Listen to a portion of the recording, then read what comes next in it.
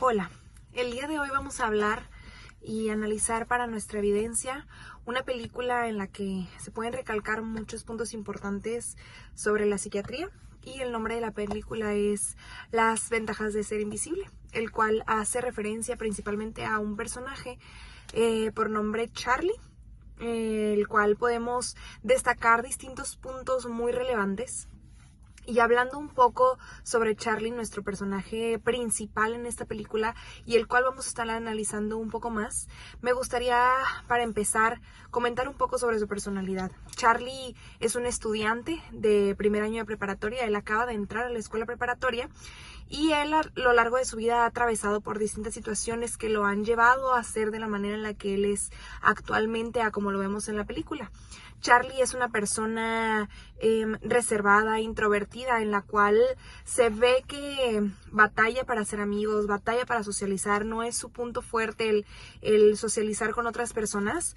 Y además de esto, nosotros podemos notar que él tiene comportamientos inseguros, incluso pudiéramos denotar un poco de baja autoestima en su persona, y todo esto lo vemos a raíz de situaciones que él ha atravesado y que lo han llevado hasta cierto punto, hasta este punto.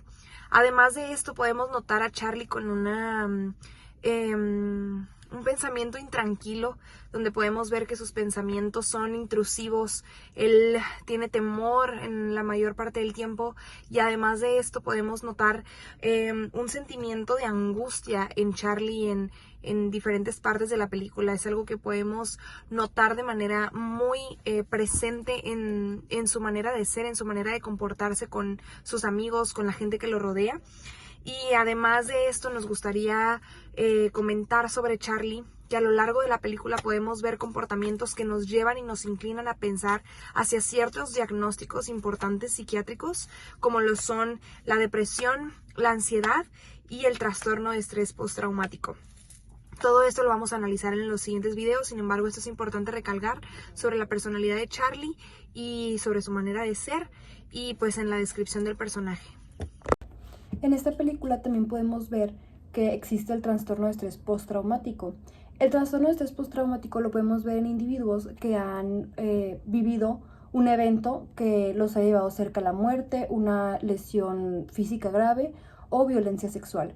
En el caso del personaje Charlie, él vivió violencia sexual por parte de su tía y también la muerte de su tía, de la cual él se sentía responsable. Entonces, estos son los sucesos que lo llevaron a él a experimentar trastorno de estrés postraumático. En este tipo de trastornos podemos ver que hay 4 características que las personas suelen presentar. La primera, que es la que más se resalta en este personaje, es que revive los sucesos continuamente como pensamientos intrusivos e incluso como sueños. En el caso de Charlie, a lo largo de toda la película podemos ver cómo constantemente, como pensamientos, vuelve a vivir los sucesos. En el caso de su tía, recuerda momentos de cuando su tía abusó de él, también del día de la muerte de su tía. También estas personas pueden tener alteraciones en el estado del ánimo. En el caso de Charlie podemos ver cómo su estado de ánimo es en gran parte depresivo. Las personas suelen evitar estímulos que los recuerden al suceso que los marcó. En este caso de Charlie sería la actividad sexual. Y por último, las personas pueden ser muy reactivas. En caso de Charlie esto no lo vimos muy marcado, pero los otros 3 estímulos sí se veían bastante en el personaje. Bueno, hablando un poco acerca del trastorno de ansiedad generalizado, lo que pasa con los pacientes que tienen este trastorno es que se preocupan en exceso por circunstancias de la vida, como por ejemplo su salud, economía, aceptación social, su desempeño en el trabajo, el ajuste conyugal, etcétera. Pero no solo se debe cumplir el criterio de preocupación excesiva para denominarse como trastorno de ansiedad generalizado, sino que también deben cumplirse, por ejemplo, 3 de los siguientes 6 síntomas, que es sentirse inquieto o tenso, fatigarse con facilidad, tener dificultad para concentrarse, problemas del sueño, estar irritable, tener tensión muscular. Con que se cumplan 3 de esos 6 ya se puede denominar o catalogar como el trastorno de ansiedad generalizado. Este es común, con prevalencia por vida entre 4 y 7% en la población en general, y es más común en mujeres mayores de 20 años, aunque puede presentarse a cualquier edad. En cuestión de la etiología de esta enfermedad, pues la investigación revela que el trastorno de ansiedad generalizado ocurre en familias. Los estudios con gemelos sugieren que también es genético, pero también hay factores no genéticos que son muy importantes. Las complicaciones más frecuentes de este trastorno tenemos que son la depresión mayor y el trastorno por uso de sustancias. La depresión es un trastorno del estado de ánimo que se caracteriza principalmente por episodios de tristeza persistentes, también la pérdida de interés o la pérdida del interés por los placeres o actividades que se realizaban anteriormente, cambios en el peso, ya sea aumento o decremento de este mismo, también cambios en el apetito, que este aumente o disminuya. También se ve o se presenta dificultades para el sueño, tanto por conciliarlo como que esté en mayor cantidad. También suele acompañarse de fatiga, de astenia, de dinamia y de sentimientos de inutilidad. Toda esta sintomatología llega a afectar las actividades diarias de las personas y su calidad de vida. Todos esos síntomas anteriormente mencionados deben de estar presentes la mayor parte del día, casi todos los días y por lo menos 2 semanas. Ahora, dentro de las etiologías, pues la depresión es una enfermedad multifactorial, ya que se pueden presentar desde aspectos genéticos como aspectos neuroquímicos, ya sea que hay una alteración en la secreción de neurotransmisores como puede ser la serotonina, como la dopamina, etc.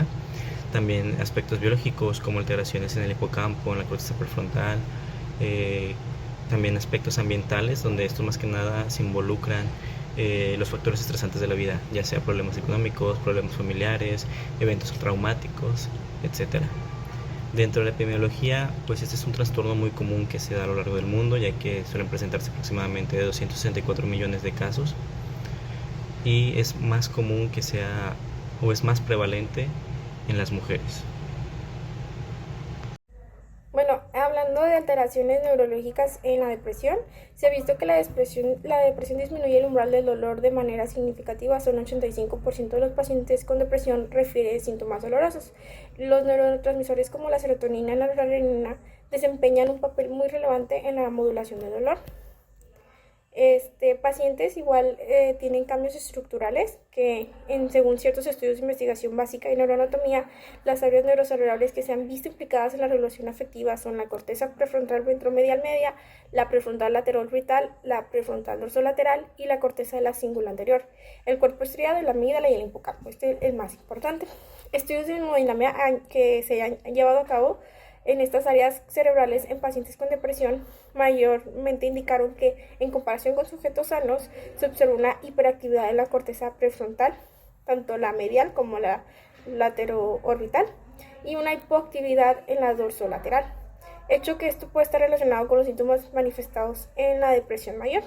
Por otra parte, los resultados de los estudios realizados mediante pruebas de resonancia magnética sugirieron, mediante pruebas, una disminución de la capacidad de la conexión entre la amígdala y la corteza cingulada anterior, que esta puede estar afectada en su función en la regulación emocional. En cuanto al hipocampo, esta estructura clave en la regulación del eje hipotalámico hipofisario adrenal, que se observa alterado en los trastornos depresivos mayores, varios estudios han demostrado que su volumen está significativamente reducido en los pacientes con depresión mayor en comparación con sujetos normales. Como cambios neuroendocrinos, aquí podemos ver que en la depresión hay una activación excesiva del eje hipotalámico hipofisario adrenal que puede dar lugar a una cantidad excesiva de cortisol y catecolaminas en circulación sanguínea, que pueden resultar tóxicos para el organismo. Y el cortisol suprime tanto el sistema inmune, lo que nos puede contribuir a una dislipidemia, diabetes tipo 2, a obesidad. El aumento de las catecolaminas causa la activación plaquetaria, el aumento de citocinas y interleucinas, y pueden contribuir al desarrollo de una isquemia miocárdica y arritmias ventriculares, así como aterosclerosis e hipertensión. Y esto es particularmente importancia porque la depresión y los eventos cerebrovasculares encontraron que los pacientes con depresión mayor tienen un alto riesgo de un evento cerebrovascular y que esta depresión empeora el pronóstico de los pacientes con evento cerebrovascular y su mortalidad. Como cambios estructurales y moleculares. Por otra parte, la depresión se ha asociado con una alteración del ciclo vital de las neuronas, ya que el aumento de la concentración de cortisol puede contribuir a la degradación y muerte neuronal, en la medida que este incremento reduce la concentración de los niveles y factor crítico para el ciclo vital de las neuronas. De esta manera, algunos estudios preclínicos muestran que en la depresión, así como en el dolor y en el estrés, la neurogénesis y sus factores se encuentran disminuidos. La depresión puede de igual manera afectar la neuroplasticidad y la resistencia celular, que se modula a través del factor neuroendocrino cerebral, y igual hay una disminución en estas conexiones simpáticas, que nuestro tratamiento mayormente es relacionado con los ICRs, que son los inhibidores selectivos de la serotonina inhibidores selectivos de la recaptación de serotonina, y se ha visto un aumento en estas conexiones sinápticas. Bueno, les voy a hablar acerca de alteraciones neurológicas en el trastorno de estrés postraumático, y en este se observa en la investigación que hay una desregulación del eje hipotalámico hipofisiario y suprarrenal, así también de las vías noradrenérgicas y serotoninérgicas.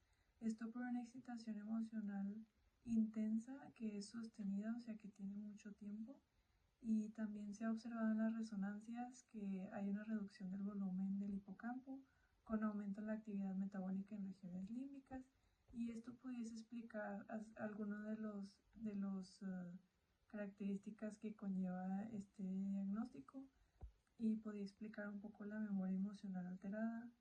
También las alteraciones neurológicas de la ansiedad.